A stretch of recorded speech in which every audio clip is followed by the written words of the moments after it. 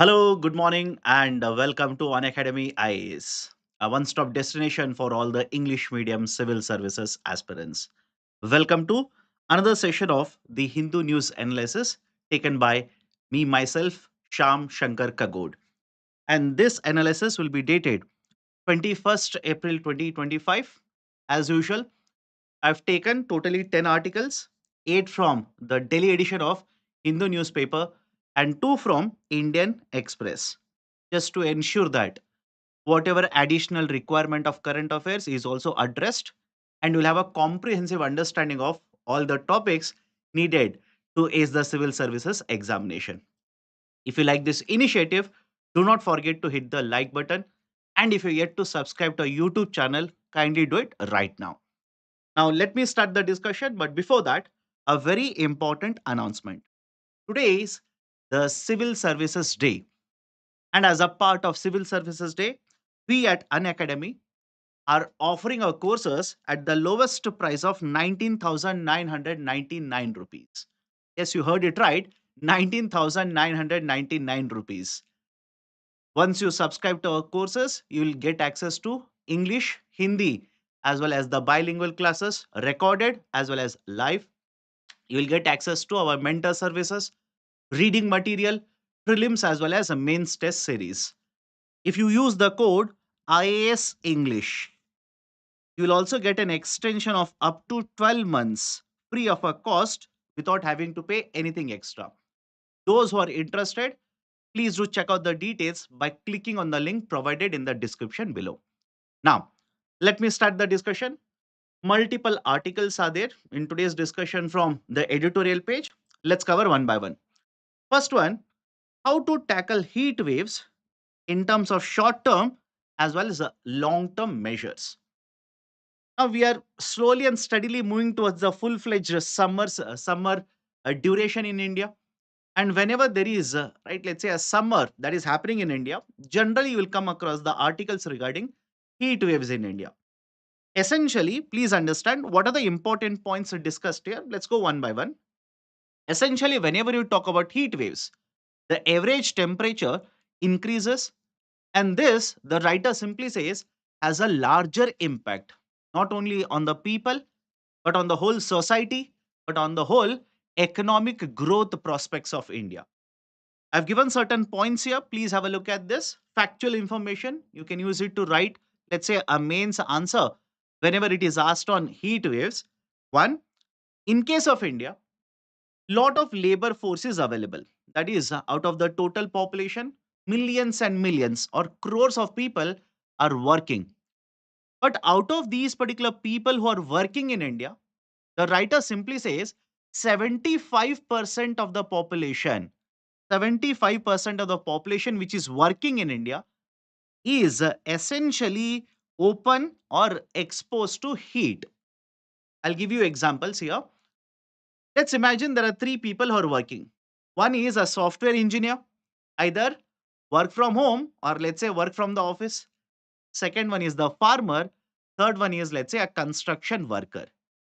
Can I simply say of the three people for whom I've taken the example here, one is essentially working in an office, centrally air cooled office, whereas the remaining two, the construction worker as well as the farmer, is open to heat waves or is working in the open. As a result of this, if the temperature increases, automatically the productivity or the labor productivity of the second and the third worker would be affected. So please remember this particular data point. 75% of the workforce or 380 million people are dependent on the heat exposed labor. And not just this, the writer goes on to simply say that how the heat waves in Indian economy will have a larger impact. Let me give you certain examples here. Let's say a farmer is working in the field because the sowing season will start now. The farmer is working in the field, and if the temperature in the field is very high, essentially how many hours, repeat, how many hours the farmer can work in the agriculture field would be affected. And not just this, what about the, let's say, the animals? animals which are used, right, such as bullocks, such as cattle, etc., which are used to basically cultivate or add to certain work in the agriculture field. A lot of these farming animals will be feeling the burden of heat, right? Their consumption of water would be affected. And in many of the cases, it has been seen not just the people, but even the animals die because of the excess heat.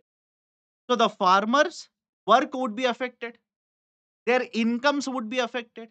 And not just this, even the animals would also be affected. And please understand, some of you might be thinking it is associated only with the agriculture sector. No. What about the real estate sector? That is construction. What about the real estate? A lot of the human labor which is working in real estate is working in the open area, that is basically under the sunlight. As a result of this, the work productivity, the number of hours, as well as the contribution to the GDP would be affected. Now, is it again associated with economic activity? No, you can expand the discussion even to households here. Even to households, the discussion can be expanded. How so? In many of the cases, the people who are working in the household, for example, right, let's say the people who are cooking, who are generally our mother or sister or even the spouse, who are involved in the cooking. And again, I'm not promoting this kind of a culture, but that's a fact. Please accept it. So those people who are working in the, let's say, households, in terms of cooking, in terms of cleaning, etc., don't you think too much heat or excess heat which is trapped in the house will have an impact on productivity of the people or the women in the households? Right? They might feel distress, they might fall ill because of it, etc. So the idea is the writer is simply discussing the heat waves have socio-economic impact. The heat waves have a larger impact on the overall economic growth. And according to the article here, please have a look at the data. Make a note of this. The estimates are that the heat stress results in the economic loss to the extent of 3% to 5% of GDP. 3% to 5% of GDP is affected because of the excess heat that is present. Now, what is the solution? The solution, basically, the writer says we will have to work on heat action plans. Action plans, HAP. Now, what is the basic idea of a heat action plan? In many of the states across India and even at the city level, there is a particular plan which will come into force or which will be implemented once the summer begins. Generally, the heat action plan focuses on one, to basically predict what kind of heat waves will be experienced, and to keep the health system ready in case there is a severe heat wave. Excess temperature means a lot of people will be falling ill, lot of people will be admitted into hospital. Health system should be ready for addressing all of it. In addition to this, the heat action plan also generally focuses on providing information to the people, that is educating people to basically do this, right, don't do that, etc., do's and don'ts. So these are generally the focus of heat action plans which are prepared across multiple states and across multiple cities. Right? In India, more than 20 states, more than 150 cities have the model of heat action plan. The writer says rather than focusing on these, right, normal areas, or let's say the objectives like this, the heat action plans must be revamped. We should review the heat action plan and implement certain measures. What kind of measures have been recommended? I've listed all of them.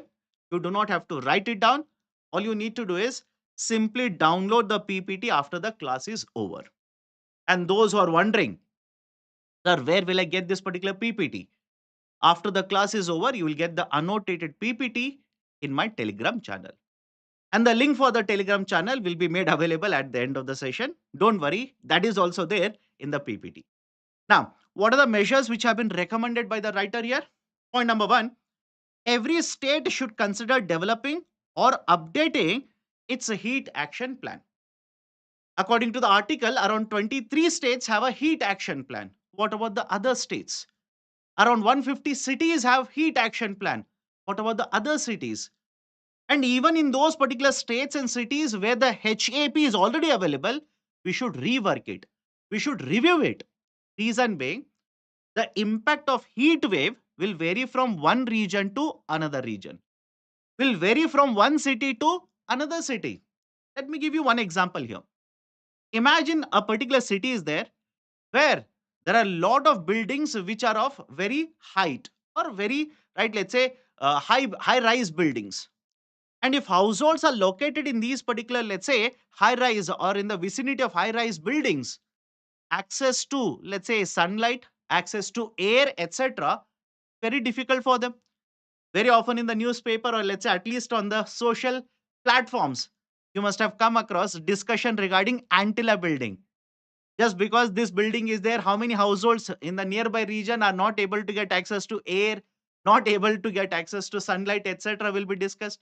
So argument is very simple here. From one city to another city, from one state to another state, requirements will be different. So we need to essentially update or right basically develop heat action plan, which is based on the learnings as well as the best practices from the existing plans. Second one, Indian cities have excess mortality, and this happens because of heat stress. What is this idea of a heat stress here? Generally, if you look at, your body will be maintaining certain heat or temperature, and this particular body temperature will be adjusted because it will basically adjust the temperature according to the heat that is present in the atmosphere. Now, in the atmosphere or generally in the surrounding, if the temperature keeps on increasing, you will not be able to maintain your body temperature. Your body temperature will also start increasing, and that will put a lot of stress on your body. That is, in a nutshell, the concept of a heat stress. Right? So, Indian cities experience a lot of mortality cases. Mortality cases mean people dying because of excess heat, which demands better heat related data collection. And this is also important, like I said earlier, from one region to another region, from one, let's say, age group to another age group. The way our body reacts to heat, the way we are able to adapt to the heat, the way we are able to overcome these particular issues will vary. So you need very important, or let's say you need exhaustive data collection. How different cities, the population in different cities are able to overcome this issue. How different age groups are behaving or reacting to the heat waves, etc. So you need data collection. The heat action plans in India also need to factor in day and nighttime temperatures. For example, in UK, there is a certain plan which is implemented where they are not just monitoring the change in the heat during daytime, but they are also monitoring during nighttime. And according to the changes, which can be good or bad, certain alerts are being sent to the people there. The argument of the writer is right now we are focused only on the daytime variation in the temperatures. We should also focus on nighttime variation of the temperatures as well. The long term preventive measures need to be strengthened. For example, better construction of the buildings or material that will be used in the construction of the buildings has to be right basically adopting to the temperature changes, or development of forest areas, right, planting of the trees, development of local gardens, etc., etc. So long term preventive measures also need to be strengthened. Within the cities, there is the need for geography and social context specific heat advisories. Right, like I said earlier, from one region, from one geography to another geography, whether you're supposed to be there inside your home or outside your home, you will get better, right, let's say protection from the heat waves, etc. That has to be clarified. Next, Indian cities start summer or cold shelters. Right now we have winter shelters.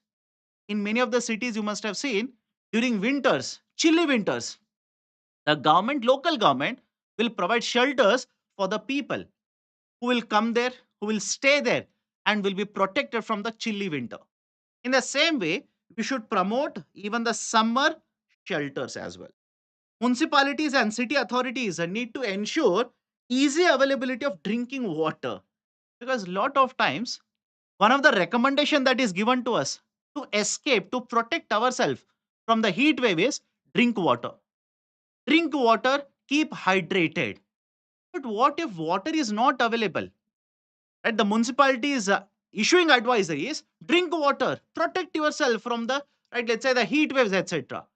But if drinking water facility is not available to all the households at all the times, it essentially will basically disrupt the whole process of having a heat action plan. So ensure that water is available. Ensure that, right, the ORS electrolyte solutions are easily available to the people whenever they will, right, basically have the need of it. And the last but not the least, what about the private sector participation? In a lot of cases, you must have heard of private sector companies asking people to come to offices and work even though there is a heat wave. They want the workers to come to offices, travel 2 hours, travel 1 hour, etc. In such cases, why can't the private sector provide some flexibility to the workers? Why can't we provide the flexibility in terms of timings, in terms of whether you're supposed to work from home or you're supposed to work from, let's say, office? This will help basically reduce the incidences of cases where a lot of people are suffering because they're traveling during the day to office and from the office. And a lot of people basically will use the two wheelers, public mode of a transportation for travel. They will be affected because of the heat waves. So these are, right, some of the recommendations that you can write to basically reduce the impact of heat waves not only on the households but on the overall economy as well. Done. So associated with this, a question for practicing mains answer writing. The impact of heat waves is spread across the heat and health and socio-economic impact. Discuss the reforms needed to address this in 100, 250 words and a 15 marker question.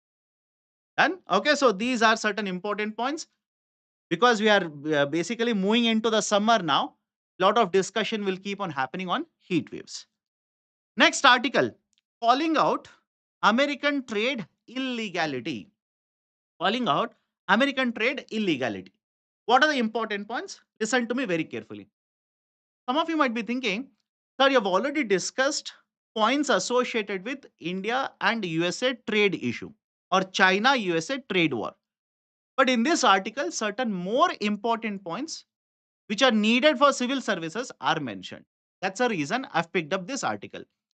Point number one, the government of USA, that is Mr. Donald Trump, the president of USA, announced reciprocal tariffs which were supposed to come into force in the month of April, but they have been put on hold for the next 90 days.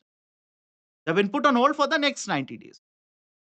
And as a reaction to these particular policies, different trading partners have reacted in different ways. And basically, the article connects to how India is behaving and why India is behaving this way, and is it correct? Because at the end of the day, you must understand what is government of India trying to do, and is it the right approach, right, regarding, let's say, the announcement done by the government of USA. Let me start with the first point here. The government of USA, as mentioned earlier, has announced reciprocal tariffs. And what has been the reaction of trading partners of USA around the world? The reaction has been varied. Different ways the countries have reacted. Some of the countries have announced retaliatory tariffs. And some of the countries have announced retaliatory tariff. What do you mean by retaliatory tariff? If you announce a tariff, I will also retaliate. I will also take a revenge by announcing one more tariff on your product. So some countries have announced retaliatory tariff. Example, Canada. Example, China. Some countries have approached World Trade Organization. I'll come to this in a minute, don't worry. They have approached World Trade Organization and have filed a complaint regarding the policies of government of USA. Some countries have imposed restrictions on conducting trade as well as other relations with USA. For example, the government of China. It said, in that case, we will not buy, say, aeroplanes from American companies. We will not export critical minerals that are needed for your companies. Right? So the reaction to the announcement of tariffs has been varied from one group of countries or one trading partner to another trading partner. But generally, you can club them under these three headings. But there is one very important term that was mentioned by the head of Singapore government. The Singapore government prime minister basically said the announcement of reciprocal tariffs, or let's say the tariffs by the president of USA, violates the most favored nation principle. Please remember this. It violates the most favored nation principle, MFN principle. The argument is, what is this MFN principle? The MFN principle, please understand, a lot of you, if I were to ask you now, tell me what is the most favored nation principle? A lot of you will basically say that it means a country favoring another country. A trading partner is favoring another trading partner. You will be completely wrong there. Not partially, completely wrong. Why? Most favored nation essentially means there shall be, I repeat, there shall be no discrimination amongst your trading partners. I'll repeat the statement here. MFN principle. There are multiple principles on which WTO is built.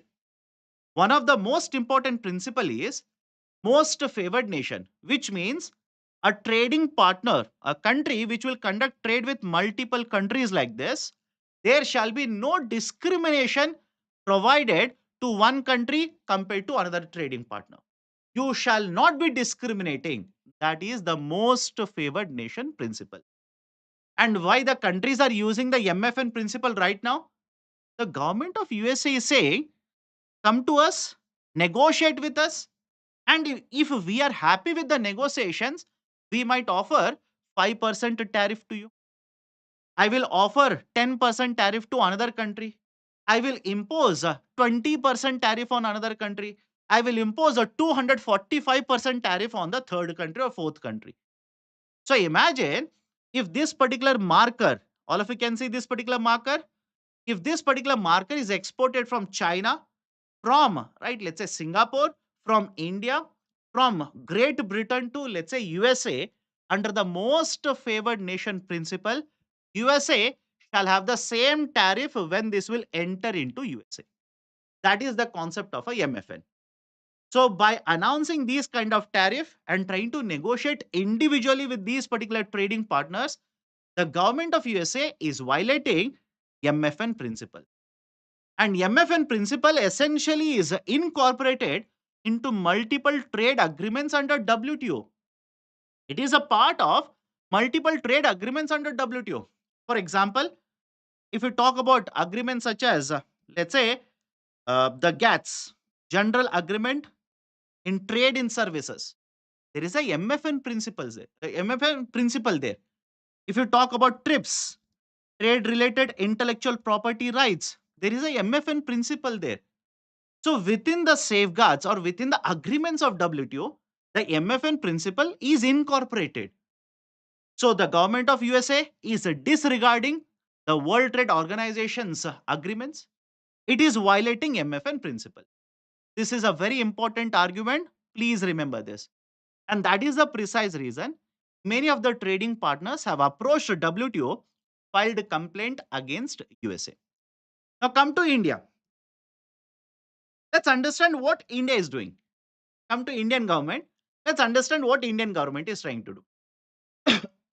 The writer simply says, with many countries, they have approached or they have basically taken a different approach to the policies of government of USA. But some of the countries, including India, have stayed silent.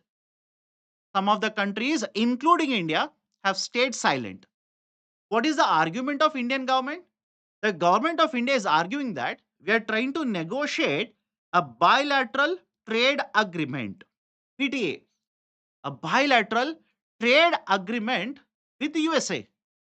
And once we negotiate, and by the way, today's Hindu newspaper, the front page, the article is regarding the Vice President of USA visiting India.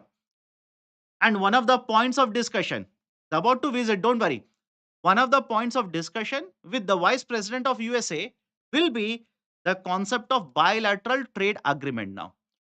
The government of India is simply saying, we are negotiating with this particular country now. Don't worry, let's negotiate. And the government of India is also saying, we have set up committees under the government. The committee will review what will be the impact of the trade measures undertaken by the government of USA on India's exports and imports. So we are reviewing, we are negotiating. Don't worry as of now. The writer simply says this is a wrong approach. This is a wrong approach. Why? On two counts. First one, if India is negotiating with USA regarding bilateral trade agreement, why should only India maintain silence? Why not USA also maintain silence? Because if you have followed the speeches or even the statements given by Mr. Donald Trump, even before he became the president for the second time, or when he was the president in the first term, he kept on arguing that India is a tariff king. So why is it allowed? Why is it okay for only the other side to keep on bad mouthing us, keep on scolding us, keep on basically making us the villain at the international level? Why? They are negotiating, we are also negotiating. If the negotiation is happening on equal terms, why not both the parties remain silent? So, government of India, yes, they should have continued negotiating. Nothing wrong with that. We should negotiate. We should protect our exports. We should protect our agriculture sector. But at the same point of time, how will you convey to the global market that India is taking a stance? How will you convey to the global market? That is the first argument. Second argument is, listen to me carefully. The government of India simply says there is no point of approaching World Trade Organization. There is no point in approaching World Trade Organization. Why? If you go to World Trade Organization, all of you, especially the ones who are studying this for the first time, listen to me carefully. What generally happens under WTO? There is a dispute settlement body, DSB, dispute settlement body. You go to dispute settlement body, file a complaint. Now, this dispute settlement body will first ask the member countries or the parties involved in the dispute to try to resolve the dispute amongst themselves. If you can't do that, then there is a panel which is set up which will be asked to study the dispute and submit a report. Now, whatever is the findings of the panel, one of the two parties will oppose the findings. Has to be. For example, if the question is whether US's tariffs are correct or wrong, are they violating the principles of WTO? One, the answer will be acceptable as yes by India. But what about USA? USA will oppose it. So whenever these kind of disputes are there, the findings of the panel is accepted to one side, unacceptable to the other side. So what is the solution in such case? You will approach appellate tribunal. Remember this. You will approach appellate tribunal.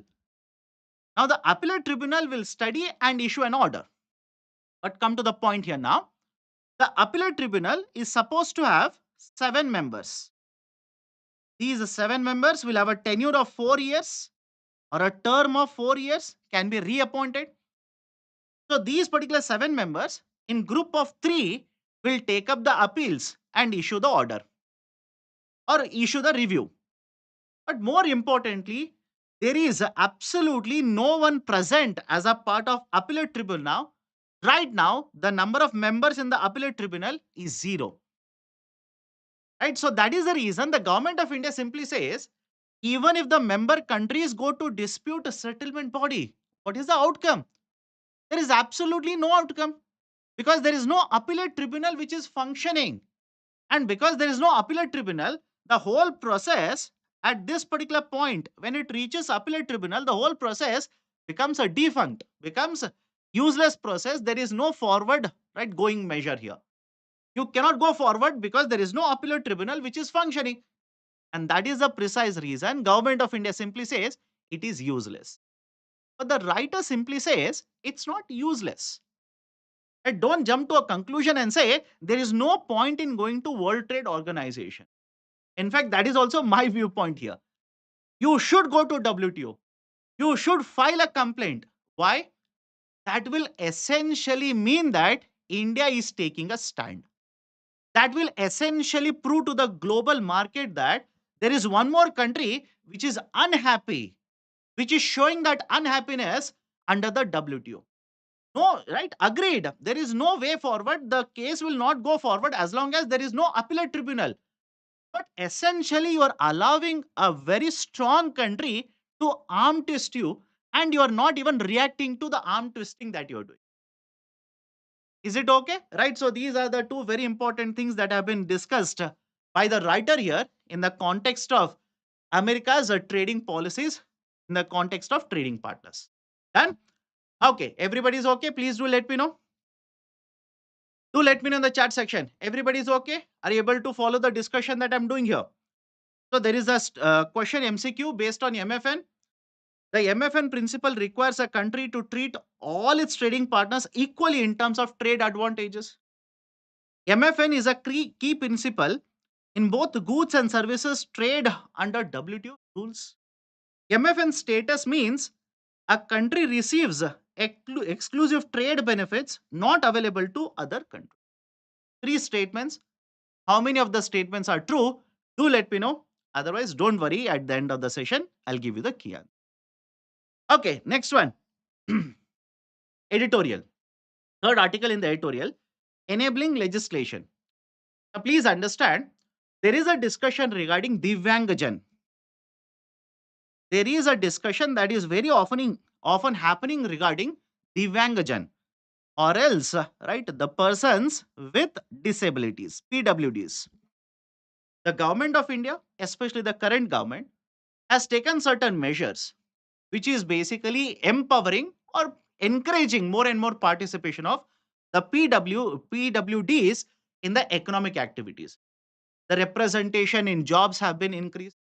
Right? The how many categories are covered under PWDs? The categories have been increased. For example, under the PWD Act, Persons with Disabilities Act, earlier only 7 were covered as disability. The government of India has increased it to 21 now. It has increased it to 21. So argument is the government of India and even many of the state governments have taken measures to basically increase the representation of PWDs, helping them empower themselves, helping them to live with dignity. But at the same point of time, it is also a fact that despite so many measures being undertaken, even today the representation of PWDs is very less. I'll take a data which has been given in this article itself. The Chief Minister of Tamil Nadu, again, the article is associated with Tamil Nadu, but you can extend it to the whole of India. The Chief Minister of Tamil Nadu has stated that hardly around 35 people with disabilities are present as representatives in urban local body. 35 people as representatives are present in urban local bodies. So essentially what we need to do is provide more representation to these people. And I hope you understand this. If you want to become a country which is achieving inclusive growth, if you want to ensure you will achieve growth along with the development, you cannot leave out women from experiencing the benefits of the growth. You cannot leave out to tribals. You cannot leave out people residing in villages. You cannot leave out farmers. And you cannot exclude the PWD. You'll have to include all of them. You'll have to ensure that these people will also enjoy the benefits of the growth. And that is what is the meaning of the concept of development.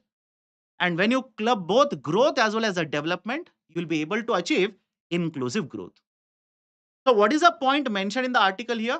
The point is now the Tamil Nadu government has introduced two bills. They have introduced two bills. Don't do a detailed study about two bills. Point is very simple. With introduction of these two bills, if these are passed, and assuming the governor will give the assent to these particular bills and will be implemented soon, the representation of PWDs in the local level government will increase. At the municipality level as well as at the rural level, the representation of PWDs will increase. Right? According to the estimates provided by the chief minister, rather than having just around 30 people in the urban local bodies, with the implementation of these two bills, the total representation is expected to increase to more than 13,000. I repeat, more than 13,000. And this is important. This is needed. Reason being, it is not just sufficient to make policies.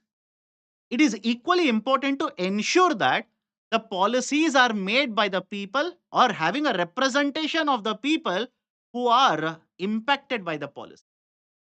You cannot make a policy which will have an impact on women, but without having any representation of women.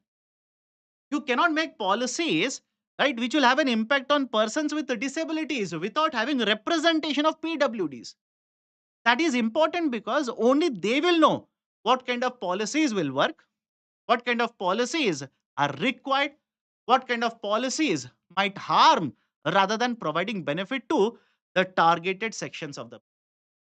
In addition to this, it is also equally important to ensure that whenever such policies are implemented, it is important to ensure the benefits will reach the right beneficiary.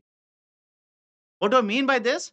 Very often in the newspapers, you will come across the argument that with representation or with reservation being provided at lowest level, third tier government, where the seats are reserved for women, the woman candidate will win, but the de facto administrator is her husband. So essentially, we need to ensure that we implement the policies, but more importantly, ensure that the benefits of the policies are reaching the right beneficiary. Okay, so these are certain very important points which are mentioned in the article at editorial page. Next, one more article. Is Meta a monopolist? Is Meta a monopolist? What is the argument of Federal Trade Commission antitrust case against Meta? Now you don't have to read the complete article. Summation is important here. The issue is this company Meta, which was earlier referred to as Facebook, over a period of time has acquired multiple companies. It has acquired multiple companies. For example, today, Instagram is owned by Meta, Facebook is owned by Meta. And if you're wondering, sir, is it only applicable to Meta? No. A lot of these, right, especially the digital companies, you take Alphabet for that matter, Alphabet, the parent company of, right, let's say Google, or Apple company for that matter, or Meta. All these particular companies essentially have ownership of multiple products or multiple companies on whom we are dependent. For example, WhatsApp is owned by Meta. Facebook is owned by Meta. Instagram is owned by Meta. So argument is very simple here. These companies over a period of time have increased the size of the companies, or let's say a size of the entities, and which has helped them become a monopoly in the market. Become a monopoly in the market. And what is the problem with having monopolies in the market? Please understand, this is one of the problems associated with capitalism. Because in socialism, the government will decide what to be produced. Who will produce it? The government will decide it. Whereas in capitalism, you're simply allowing the private sector to participate. You're giving the freedom to purchase. You're giving the freedom to produce to the private sector.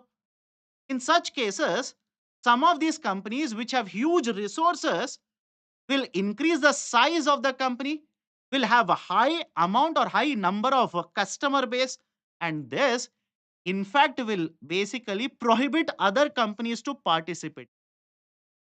Will essentially prohibit other companies, smaller companies, to compete in the market. And in the whole process, one of the two things will happen. One, the smaller companies will not be able to compete, shut down. Second, smaller companies will approach a bigger company, offer a sell off. They'll basically say, we are not able to compete, please purchase us. Right? Sell it at a discounted price and simply move out of the business rather than continuously incurring losses. And it's not just having an impact on the competition, please understand. It also has an impact on consumers such as you and me. I, as a consumer, should be given wide range of services. Offers should be there for me. I should be able to choose from different companies in the market. Just to give you one example, lot of you have purchased either an Apple phone or an Android phone, correct? Either an Apple or an Android. If you purchase Apple, you have option to download music apart from what is being provided by Apple Music. You have an option to, right, basically, let's say, download apps which are not there in the App Store. Right, a lot of data that is collected from you is stored by Apple, right, in their, right, let's say, servers, which they will basically sell it to somebody or use it for other products to be marketed to you. The argument is very simple here: consumers choice, consumers privacy, right, the competition in the market, all of these are affected whenever there is a monopoly in the market, whenever there is a monopoly in the market. And I just want to connect it to current affairs so that you understand how it is connected to India as well. The most recent example where you can talk about, let's say, having monopoly in terms of digital companies is UPI. All of you heard of what happened to UPI in the last two, let me know. In the last 2 to 3 weeks, what has been happening in the context of UPI? All of you heard of this? In multiple cities at multiple time points, on weekends, mind you, right? On the weekends as well as weekdays, UPI was not working. UPI was not working at all. And we are so much habituated. And again, I hope you understand it is a technical issue. Agreed. But one of the arguments is we are so much habituated to using UPI. Suddenly, if the UPI is not operational, a lot of transactions in the market will get declined, lot of consumptions would be affected. And I hope you understand this particular point now. Who basically has the highest market share of UPI transaction? Two or three companies in India. At two or three companies, Phone Pay, Google Pay, these are the companies which are having high concentration of, let's say, market share. And in fact, that is the reason government of India couple of months ago had, or couple of years ago, in fact, had stated that we will cap the maximum value or maximum number of transactions that can be done by these particular companies. The argument is very simple. Lot of concentration, economic concentration of power is not good. And that, in fact, might lead to, right, monopolization of the market. Monopolization for a consumers, for a competition is never good. And that is what is being argued by the Federal Trade Commission, equivalent to SEBI in USA. The FTC simply says the company Meta has used many of these illegal methods, right? Many of these methods have been used to arm twist the smaller companies. They have prohibited competition in the market. They have acquired lot of market share by using these kinds of methods only. And this is actually leading to monopolization of market in US. Done? So these are certain points which are discussed in the article here. Next, two more cheetahs, right, have been moved to Madhya Pradesh sanctuary, that is essentially the sanctuary of Gandhi Sagar. Gandhi Sagar Wildlife Sanctuary. Right, please make a note of this. Gandhi Sagar Wildlife Sanctuary. Now, what is the importance of this article? Let me explain this to you. These cheetahs essentially were imported or were brought in from, right, South Africa.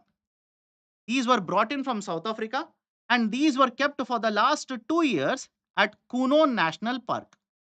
Kuno National Park, again in MP itself, that is Madhya Pradesh. After 2 years, these two cheetahs named, right, have a look at this. The two cheetahs, Pavak and Prabhash. Pavak and Prabhash. Again, I'm saying Prabhash because in Indian Express, they have written the name Prabhash. In Hindu, they have written the name Prabhas. Either it is Prabhas or Prabhash, don't worry. UPSC essentially will not ask you the name of cheetah. Okay. So the two cheetahs have been brought from South Africa into Kuno National Park. After 2 years, now in 2025, they have been transferred to Gandhi Sagar Wildlife Sanctuary. Sir, why two? Right? Why these two, etc.? The government simply says these two have been identified based on their activity, based on right the kind of prey they are catching hold of, their hunting or predatory activities, etc. Based on various parameters, these two cheetahs have been shifted to Gandhi Sagar Wildlife Sanctuary. Now, what are the important points regarding Gandhi Sagar? Listen to me carefully. The Gandhi Sagar Wildlife Sanctuary is essentially spread across 2,500 square kilometers, and it is present in two states, that is Madhya Pradesh as well as Rajasthan. Madhya Pradesh as well as Rajasthan. And the third very important point is the river Chambal. The river Chambal basically flows through this particular wildlife sanctuary, and it says it splits into it almost two equal halves. The wildlife sanctuary is almost is split into two equal halves by this particular river Chambal. The fourth very important point, make a note of this. The fourth very important point is it is in this particular area of Gandhi Sagar Wildlife Sanctuary that Chaturbhuj, Chaturbhuj Nala area is present. Chaturbhuj Nala area is present. And those who are wondering, sir, what is this Chaturbhuj Nala area? It is essentially area where you can find prehistoric rock paintings. Prehistoric rock paintings are present, right? So GS paper 1, please be very careful, right? So Chaturbhuj Nala area is also present in this particular sanctuary itself. Now, in addition to this, one point that you need to make a note of this is that the same sanctuary also has the presence of leopards. It also has the presence of leopards. Right? According to the survey, around 70 leopards are present in this same wildlife sanctuary. And what is the connection between the cheetah as well as the leopard? The argument is both hunt, both are competing for the same amount of food here. So, if this particular issue is not addressed over a period of time, right, both of these can come in conflict. Both of them will be competing to acquire or basically catch the same prey. And that is the precise reason there is a need to basically ensure that sufficient prey is also available for these cheetahs as well as the leopards in this right wildlife sanctuary. So these are certain very important points associated with the movement of cheetahs into a second wildlife sanctuary in the state of Madhya Pradesh. Keep a note of this. Now, next article associated with Vande Bharat. Right, what are the points here? Right now, please understand, we have multiple Vande Bharats which are operating across India. Multiple Vande Bharat trains are operational. But the issue is, the government says this is a semi high speed train. Semi high speed train. And the government wants to operate this at a speed of 160 kilometer per hour. 160 kilometer, in the range of 160 kilometer per hour. But right now, if you look at the, right, let's say the operations of Vande Bharat, according to the RTR reply given by the government of India, for 23 and 24, the average speed of Vande Bharat is around 76 kilometer per hour. Around 76. In fact, in the previous year, right, or even before this, when it was introduced back in, let's say, 2021, the average speed was more than 80 kilometer per hour. So over a period of time, the average speed of Vande Bharat has actually kept on declining. And mind you, this is the average speed, not the highest speed. Average speed. The highest speed which has been allowed for the Vande Bharat to operate is around 130 kilometer per hour. So now the question arises, what is happening? Why is this happening? Right? And a very recent report that has been published or generated by the Commissioner of Railway Safety, which functions under Ministry of Civil Aviation. Right? Please have a look at this.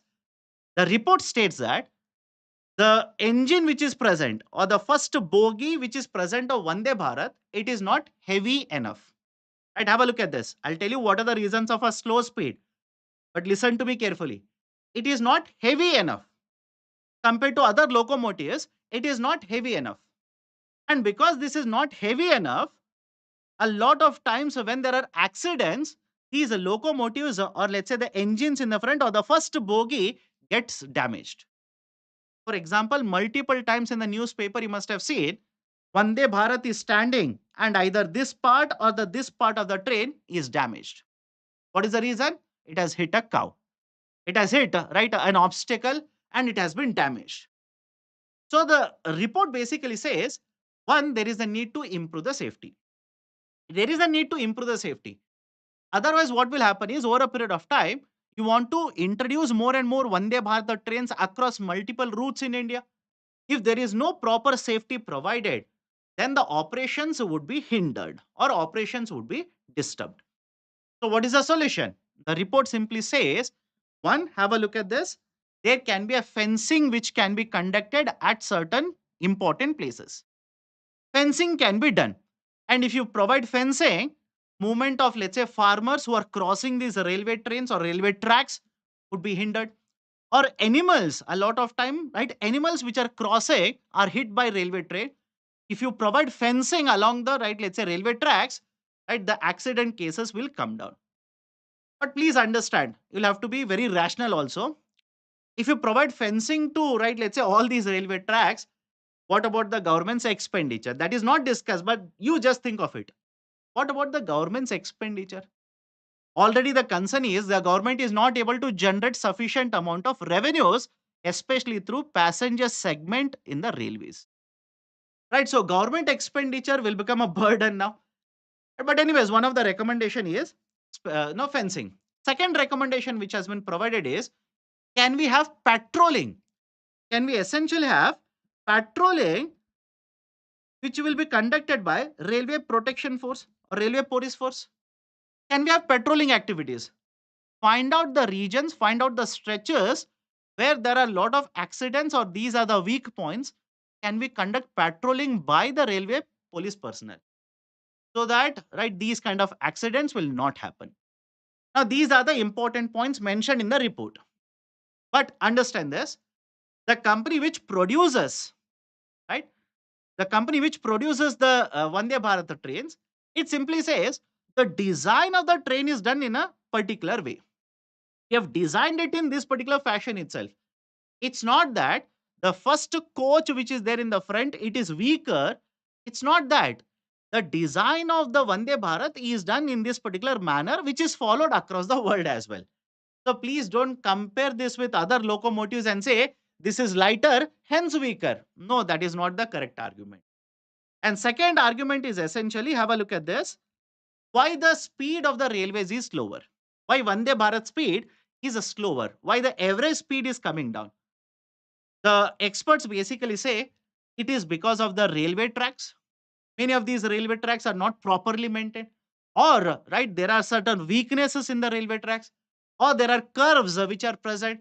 Right? Or these particular Vande Bharats have been introduced in certain regions, which is a hilly region, or terrain is difficult, or visibility is not sufficient, etc. So, because of these particular reasons,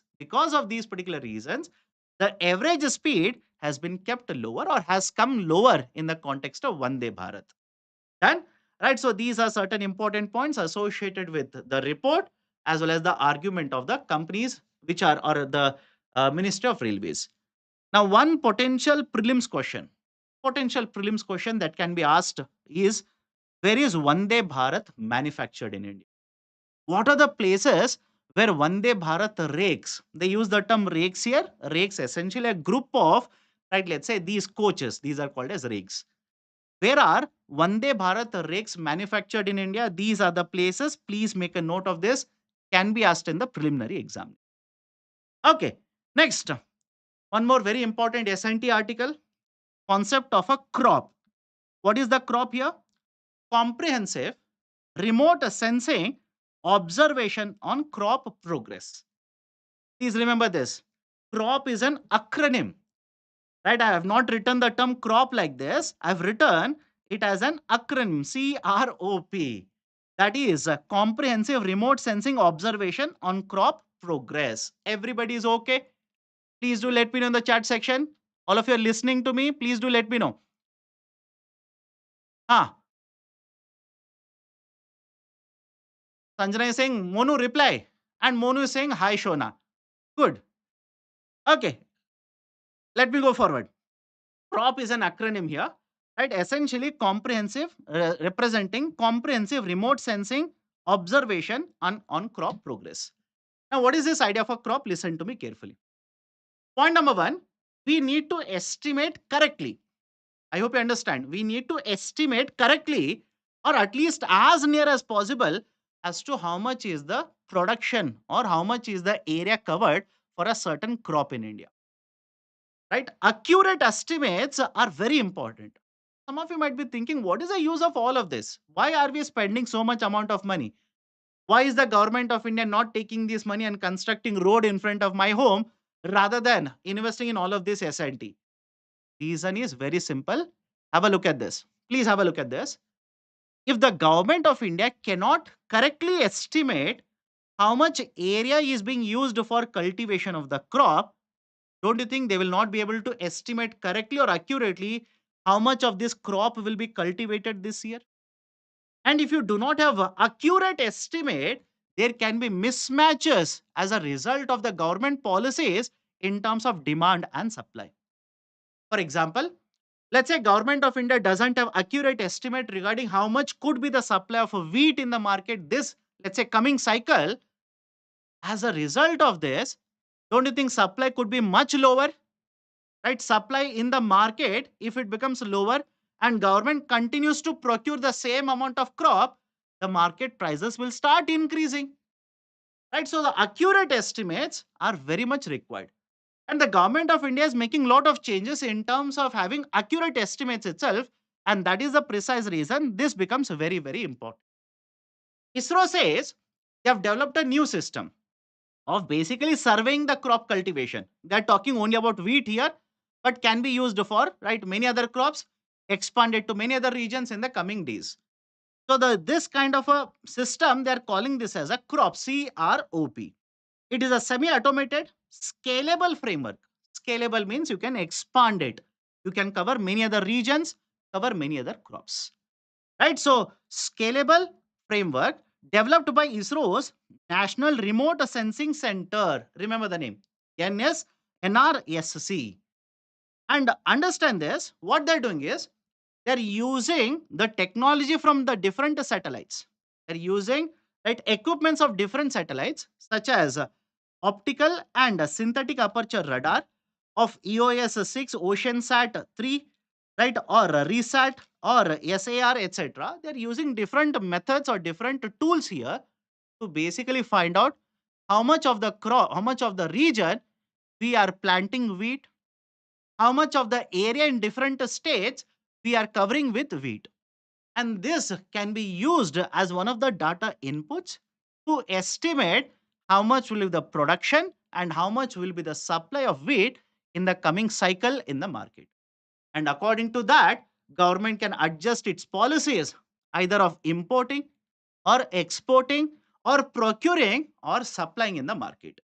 So this is a very important article associated with agriculture policies. Please make a note of this.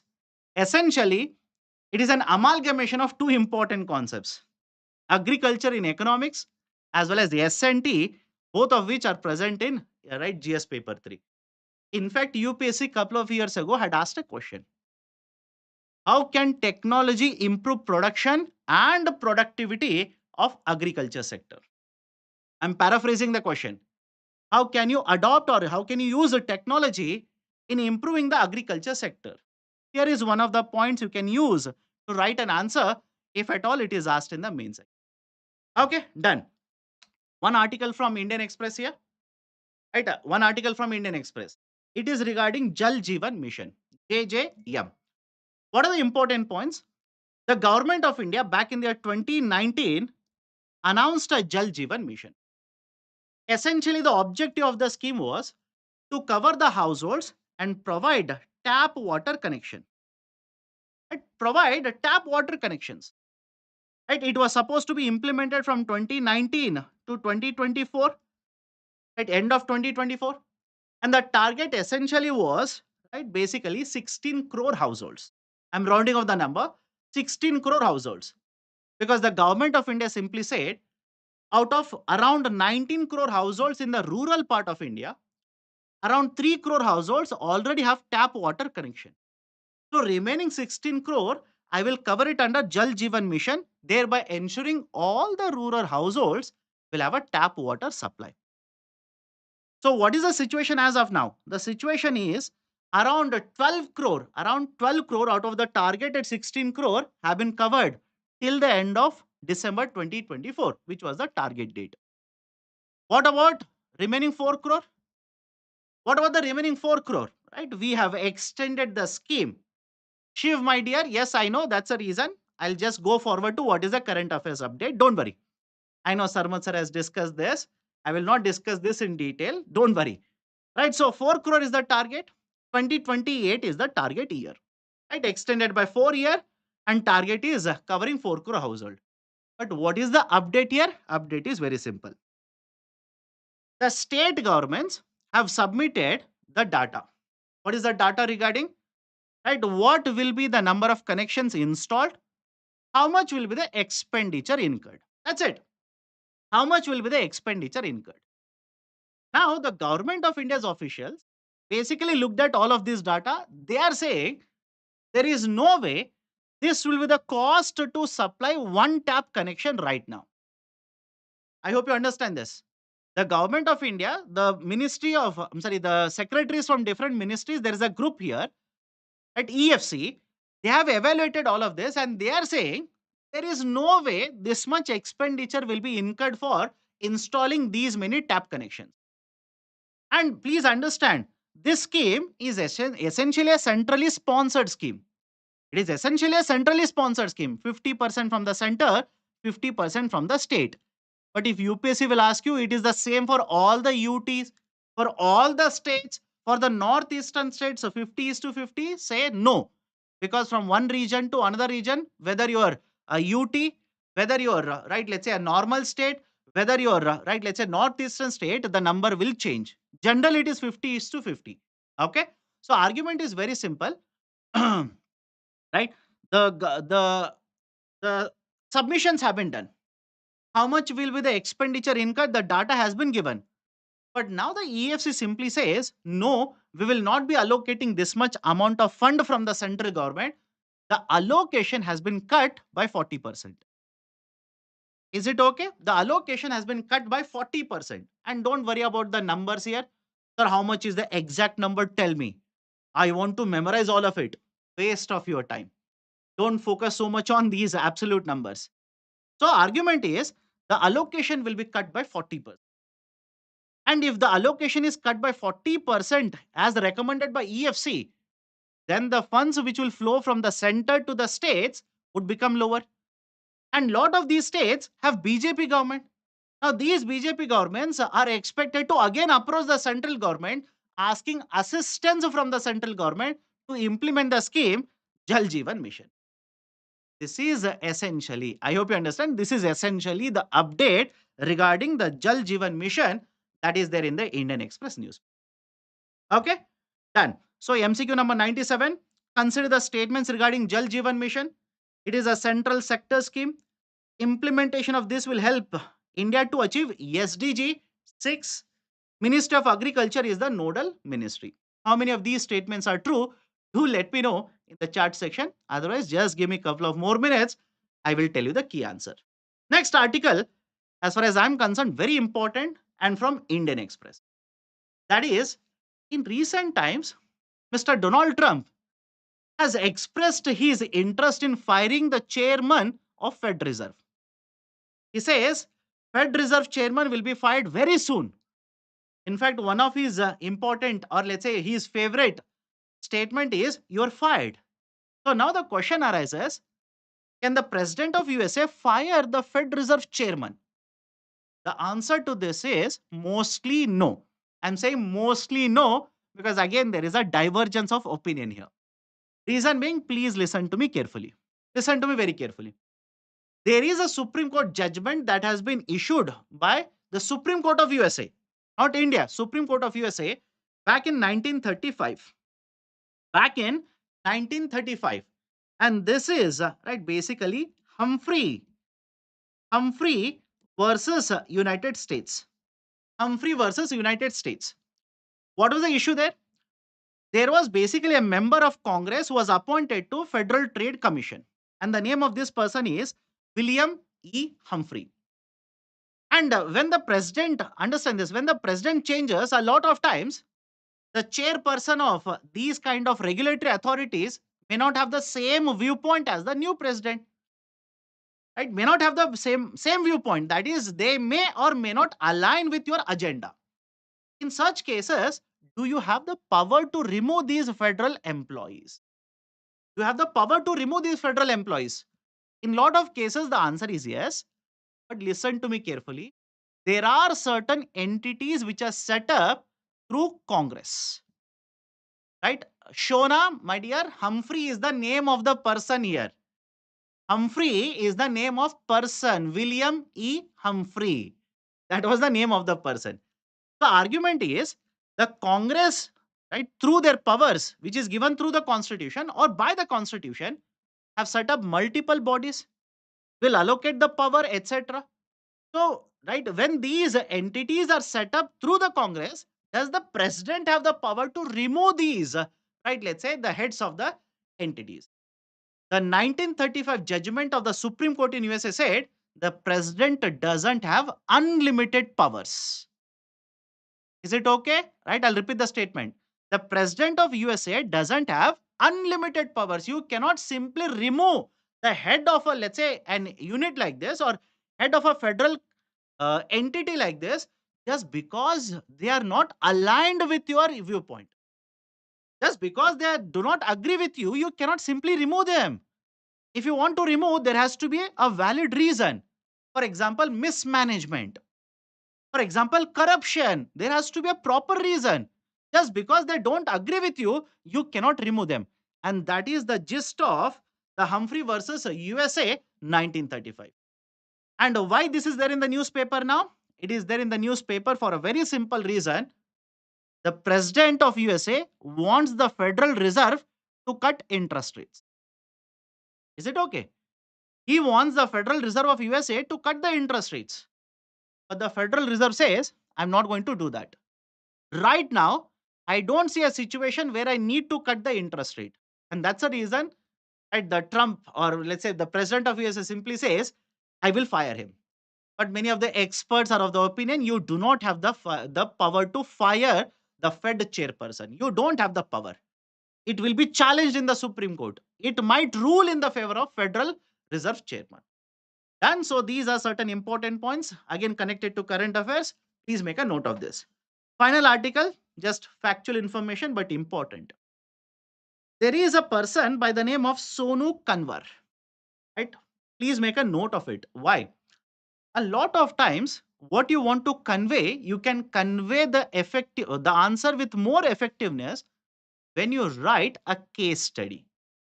When you mention a case study in, let's say, social issues paper or ethics paper, or for that matter, even in the interview, the message will be conveyed in a much more efficient manner rather than writing 250 words, right, regarding something else. What is the point I'm trying to make here? There's a person by the name of Sonu Kanwar in, right, this particular state, Rajasthan. She travels to these particular areas, villages in the Rajasthan, and if there is an instance of child marriage, she will approach the police, take the police to the village, and ensure that the child marriage is not completed or child marriage doesn't take place. And not just this, she also has been seen to be interacting with the society there, local, right? Let's say people, households, members of the society, trying to convince them, trying to educate them regarding the problems of child marriage. Regarding the problems of the child marriage. Because I'm pretty sure all of you know this.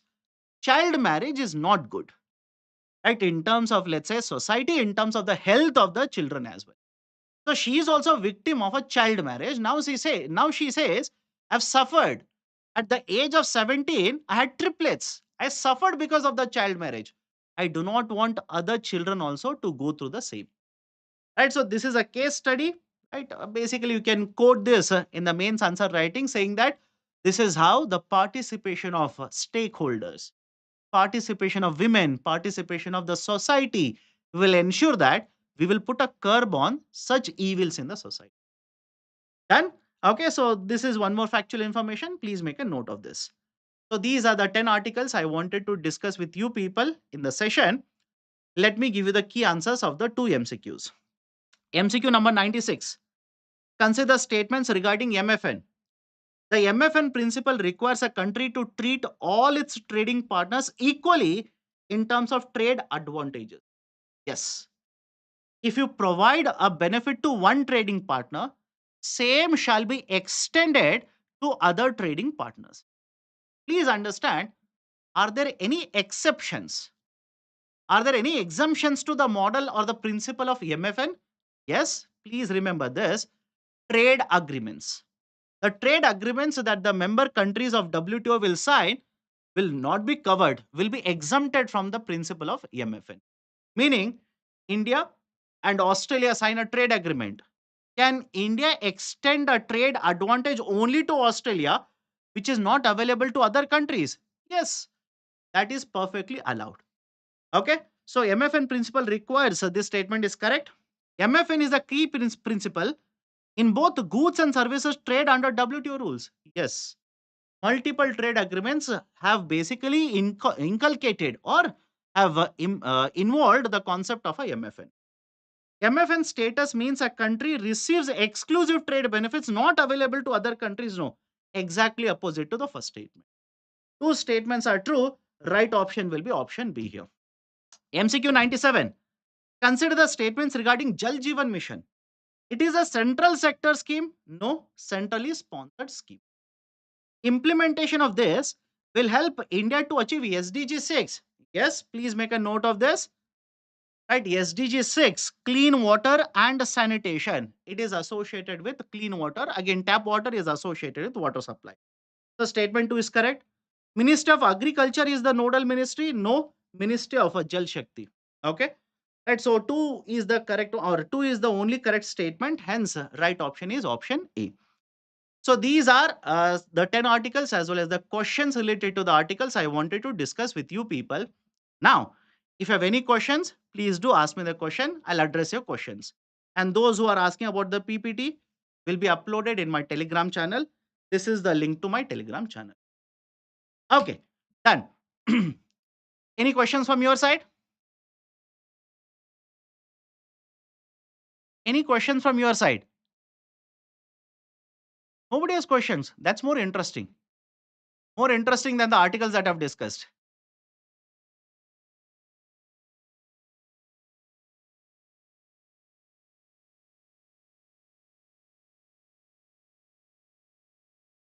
Sir, on the first article, Aman Barnwal, my dear, what is the question?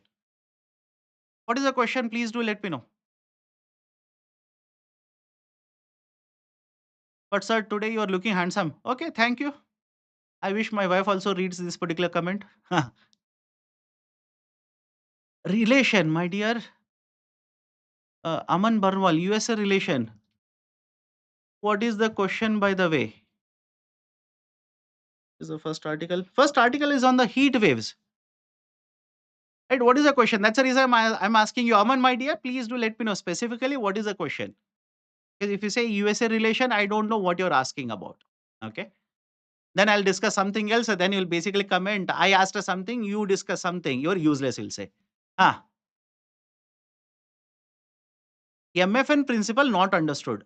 Kirti, my dear, it's not MRN. It's MFN. Okay. MFN essentially is the most favored nation.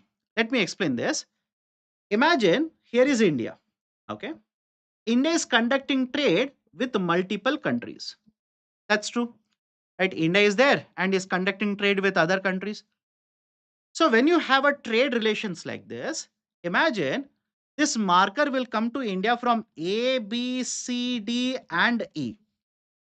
Right now, under MFN principle, this marker, when it will enter into India from A, B, C, D, E, the tariff rate should be same.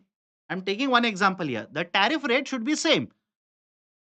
If India will tariff, or if India will impose a tariff of, let's say, 5% on this marker coming from A, if it will come from B, C, D, E, it has to be same 5%.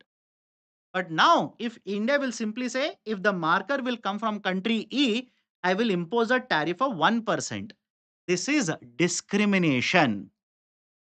Is it okay? This is a discrimination. You are not allowed to discriminate amongst your trading partners. You shall follow non-discriminatory policy. That is called as a most favored nation. Kumar, DSB, my dear, simply stands for Dispute Settlement Body. A dispute settlement body. Okay. How is the TRIPS associated with the discussion MFN principle? My dear, whenever you sign agreements, let me give you one example. Imagine one company in India has invested money, has done R&D, has developed a patent. Another company in USA has invested money, developed a patent, has got the patent. Don't you think when the USA company will enter into India with the patent, you will have to give the same treatment? Correct? You cannot discriminate. You cannot simply discriminate. Of course, what I explained is the concept of national treatment, but essentially, let's say different countries, different companies from different countries, essentially will have, right, let's say patents. If they come into India, you cannot discriminate. You will have to treat all of them the same. Okay, done then. So that's it from my side. Take care.